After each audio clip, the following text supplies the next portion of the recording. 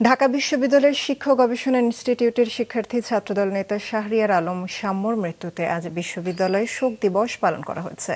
দুপুর 1টা পর্যন্ত বিশ্ববিদ্যালয়ের সকল বিভাগে ক্লাস ও পরীক্ষা বন্ধ রাখা হয়। এদিকে শাম্মু হত্যার প্রতিবাদ ও বিচারের দাবিতে সকালে ঢাকা বিশ্ববিদ্যালয়ের ভিসি চত্বরে জড়ো হয় ছাত্রদলের নেতাকর্মীরা। ছাত্রদলের নেতারা বলেন, হত্যার ঘটনায় আটক 3 জনের একজনকে শ্রমিক দলের বলে সামাজিক যোগাযোগ মাধ্যমে মিথ্যাচার করছে একটি গুপ্ত সংগঠন। ছাত্রদলের পক্ষ থেকে শ্রমিক দলের সম্রাটকে হাজির করা হয় সেখানে।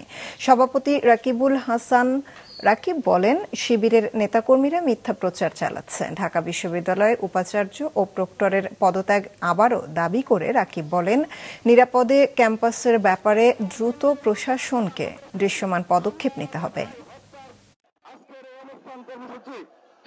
1971 সালের পরাজিত শক্তিদের দোষর রয়েছে, যারা বিশ্ববিদ্যালয়ে এখনো গুপ্ত অবস্থায় রাজনীতি করে, তারা প্রকাশ্যে তাদের সংগঠনের পরিচয় দিতে লজ্জাবোধ করে সেই সংগঠনের নেতা কর্মীরা শাম্মুর হত্যাকাণ্ড নিয়ে সোশ্যাল মিডিয়ায় প্রপাগান্ডা ছড়িয়েছে। আমরা শুধু নিন্দা জানিয়ে ক্ষান্ত হব না, আমরা তাদেরকে দাঁত ভাঙা জবাব দেওয়ার জন্য প্রস্তুত। আমরা যখন মনে করবো তাদেরকে রাজপথে আমরা সেভাবে জবাব দেব।